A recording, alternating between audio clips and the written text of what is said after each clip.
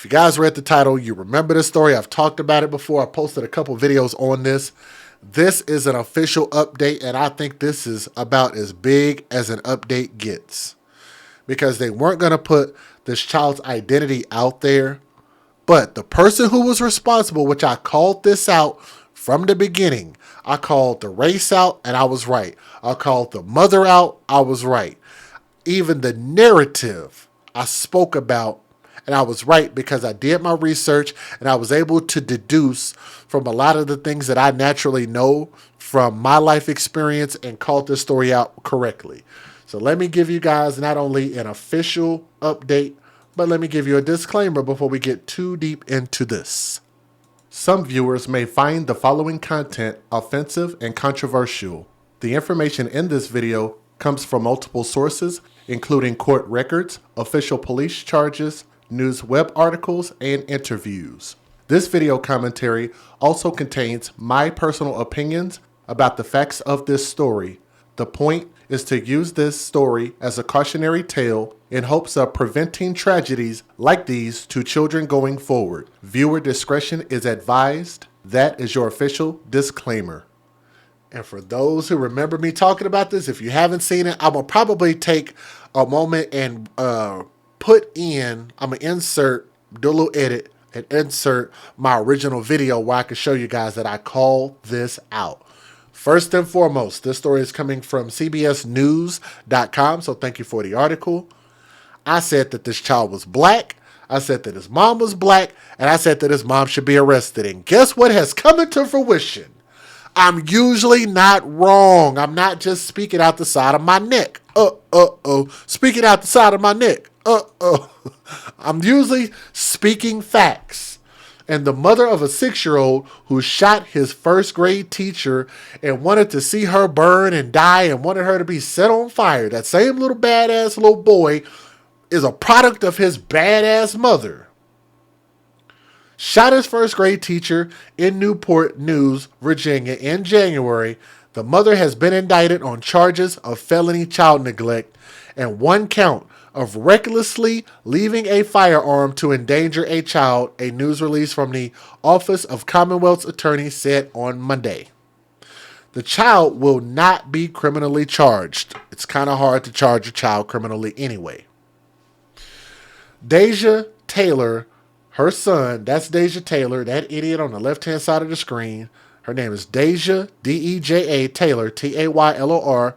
Her son shot his teacher, Abigail Zwerner, who was 25 years old, on January the 6th at Ricknett Elementary School, leaving her in the hospital with a gunshot wound to her hand and chest.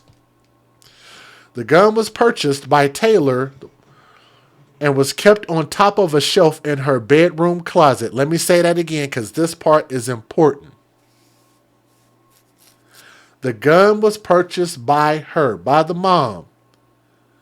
The gun was kept on the top shelf of her bedroom closet, secured by a trigger lock, an attorney representing the family told CNN in January.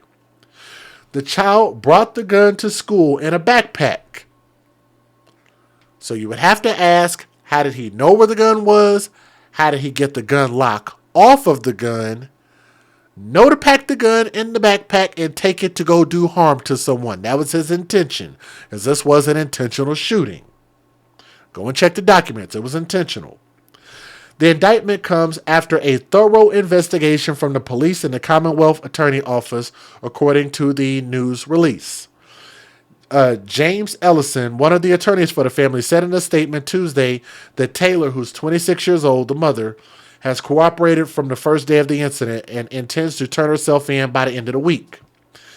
As always, let's see, I could skip some of this. The boy has an acute disability and was under a care plan which required a parent to attend school with him, though he was unaccompanied the day of the shooting, the family said in a statement. So they neglected their responsibilities there. We will regret our absence on this day for the rest of our lives, the statement read. A lawsuit brought this month by Zwerner alleges school administrators and the school board were aware of the student's history of random violence and did not act proactively amid concerns over a firearm in the boy's possession the day of the shooting. Ellison said last week that the allegations in the lawsuit against the child and the family should be taken with a large grain of salt. We, of course, continue to pray for Ms. Warner's family, for Ms. Warner complete recovery, Ellison said without commenting further on the lawsuit. In the lawsuit, which seeks $40 million for compensatory damages, an attorney for Warner alleges school staff and administrators at Ricknick Elementary School were aware the child was violent at home and his parents refused to place him in special education classes. According to a court document, and I actually blamed a lot of this at the home issues. I said that. According to the court document, during the first half of the school year, the 6-year-old was required to be accompanied by a parent during the school day because of his violent tendencies. But that day, school administrators allowed him to remain unaccompanied without a one-on-one companion during the school day. The suit also alleges that the school's then assistant principal ignored concerns and warning signs flagged by several teachers and staff members, including that the 6-year-old may have a firearm in his possession in the hours leading up to the January 6th shooting. A guidance counselor and administrator at the elementary school said that Assistant Principal Ebony Parker also forbade teachers from searching the 6-year-old for a firearm, saying his mother would be arriving soon to pick him up. Diane Toscano, an attorney for Warner, said Monday the lawsuit makes it clear we believe the school division violated state law. There were failures in accountability at multiple levels that led to Abby being shot and almost killed. Today's announcement addresses one of those failures, Toscano said in an email. It's been 3 months of investigation and still so many unanswered questions remain. I'm going to skip some of this. But at some point in this video, I'm going to probably insert some of my previous statements. So let me give you guys the fair usage. Here we go. Federal law allows citizens to reproduce, distribute, or exhibit portions of copyrighted motion pictures, videotapes, or video discs under certain circumstances without the authorization of the copyright holder. This is called fair use. It is allowed for purposes of criticism, news reporting, teaching, and parody, which doesn't infringe of copyright under 17 U.S.C. 107. If you guys are watching this video, do me a favor and hit that thumbs up and share this video. And even leave a comment if you saw my original commentary and thought, I wonder if you guys thought, well, am I crazy? Am I going off the deep end here? And come to find out, a lot of this stuff I was actually right about. But sometimes that takes time to build up trust with people and an audience. And I hope that I've really gained a lot of people's trust here to continue to keep speaking these facts and continue to speak about the things that I believe are solutions to prevent problems like this. I'll try to give you guys the shorter versions of these videos. Here we go. The mother of a 6-year-old who police say shot his teacher at Rich Neck Elementary School earlier this year is now facing charges. Our Tracy Sears spoke to an expert about what the charges are and explains what else Newport News officials are looking into. Earlier Monday, a grand jury in Newport News indicted the 25-year-old mother on 2 counts, 1 felony child neglect and also leaving a loaded firearm in the presence of a child. She is the first person to face charges in this case. 3 months after police say a 6-year-old student shot his first-grade teacher, Abby Swarner, at Rich Neck Elementary School in Newport News, a grand jury has indicted the child's mother, Deja Taylor. Swarner was hospitalized for nearly 2 weeks after being shot in the chest and left hand on January 6th. The teacher has since filed a $40 million lawsuit against the school board and several administrators over alleged repeated warnings that the 6-year-old child was not only a danger to others, but had a gun that particular day. While Commonwealth's attorney Howard Gwynn did not seek charges against the child based on his age, he asked the circuit court to enlist a special grand jury to investigate circumstances surrounding the shooting, including security issues, to determine whether additional people are criminally responsible under the law. One grand jury can look at the entire incident. And quite frankly, they can investigate anything that needs to be investigated, or they determine needs to be investigated. Criminal defense attorney Ed Riley says unlike regular grand juries, special grand juries can be used as an investigative tool.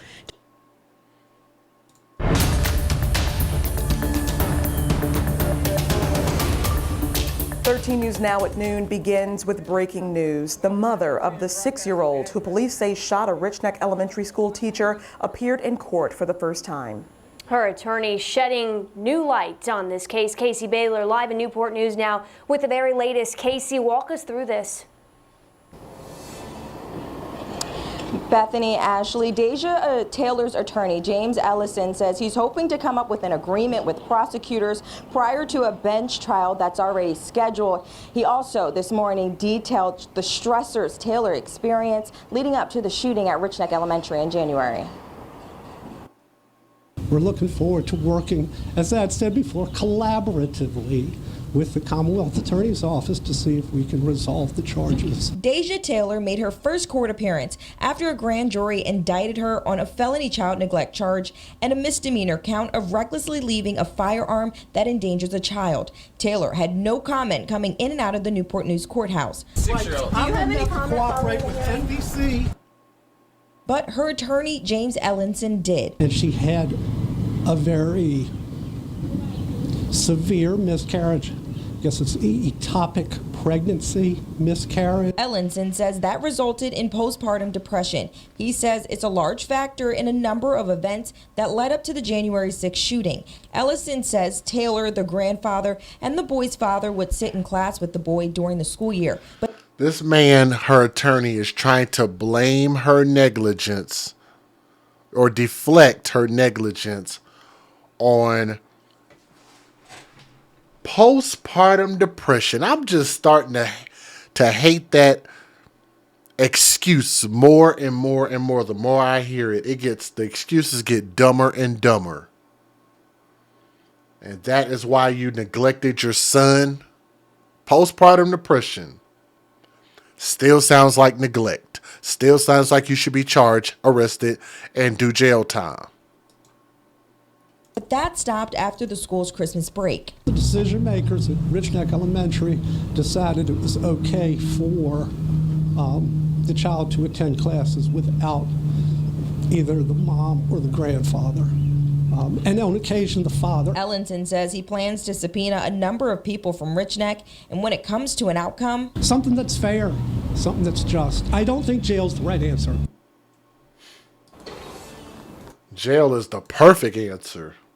Nearly every day since police say a 6-year-old boy shot his teacher in Newport News, there's been a new development. Tonight, the child's... Matter of fact, jail ain't the perfect answer. Prison is. A new development. Tonight, the child's mother was in court this morning and her attorney had a lot to say. Our Stephanie Hudson's live in the control room with what happened inside and outside the courtroom. Steph? Tom, 25-year-old Deja Taylor is facing 2 charges, felony child neglect and a misdemeanor for recklessly leaving a loaded firearm where a child could access it. Well, like many of you, we want to know how a 6-year-old got a gun in the first place. Here's what happened when we asked Taylor and her attorney outside the courthouse. How was it possible that your son was able to get a hold of a weapon? Why is Channel 10 such a bunch of holes?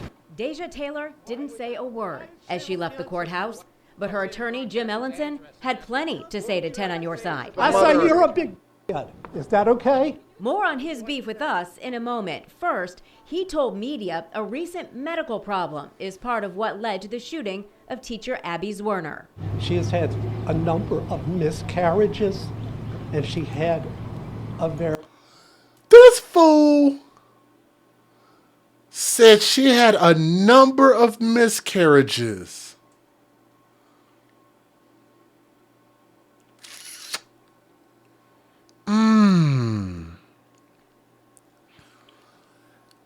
Oh my goodness. Let me say this, and I don't know if women are going to ban against me for saying this, but I'm going to say it, and I just want to check y'all temperature and see what y'all think.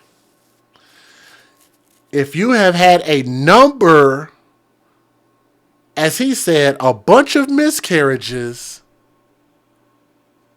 and a child that clearly has disciplinary issues, guess what you probably shouldn't be doing? Having unprotected, reckless sex. Matter of fact, if you got a child that got this many issues, maybe the last thing that you should be doing is worrying about penis. Penis is a horrible thing, man. Penis will just mess your whole mind up. It'll just mess your whole life up. Yes, it will. That's the last thing that you should be worried about, is getting some good old-fashioned dicking down. A number of miscarriages. That's classic deflection. That has nothing to do with anything, but it's actually pretty insightful, because that lets us know that your client was more worried about who she was going to be having her next baby by, rather than taking care of the baby she already had, which is neglect in itself. See how that works, smart mouth? Wanting to cuss out the media? Uh-huh. Very severe miscarriage. I guess it's ectopic pregnancy miscarriage. That was in January of 2022. That resulted in postpartum depression. Ellenson did not explain how Taylor's depression might have contributed to her son bringing a gun to school and shooting his teacher. As for how he got the gun, Ellenson said they stand by this family statement issued January 19th, which states the firearm was secured. I don't think jail's the right answer. I would think, and I haven't discussed this with the prosecution at all. Taylor is scheduled for a bench trial on August 15th, but they hope to work out a plea agreement first. Now, back to Ellenson's outrage. Why is Channel 10 such a bunch of Channel 10 broadcasts his address on national TV? A 6-year-old. In this 10 on Your Side report, Andy Fox went to Taylor's home after her indictment. We did show a house number, but never a street name nor neighborhood. No one came to the door that day, so today we asked, Would you like to say anything to Abby Zwerner? We have no comment. according to court paperwork, Taylor is not allowed to have a gun while she's going through this process. Meantime, a special grand jury has been appointed to investigate school employees, current or former, in regards to the Rich Neck Elementary School shooting. Teacher Abby Zwerner also has filed a $40 million lawsuit against the school division. Stephanie Hudson, 10 on Your Side. I think there's a good likelihood that she's probably going to get every bit of that money that she's suing for, that teacher. But again, I said what I said, and everything that I said was based on things that you can look in this story and find to be a fact, and find that actually, if you look at this, and even something as simple as saying that if you were having a bunch of miscarriages, it could be for any reason, but maybe that should be the light that goes off in your personal head, ma'am. And stop being so goddamn selfish and say that maybe you need to put all of that focus, instead of bringing another child into this world that you're probably going to be neglecting, and take care of the one that you already have that clearly needs a ton of attention and love and care and redirection. I think what I've said was very clear, and it's helpful. That woman probably doesn't need jail time. She needs prison time. Let me know what you guys think in the comments section. Thank you.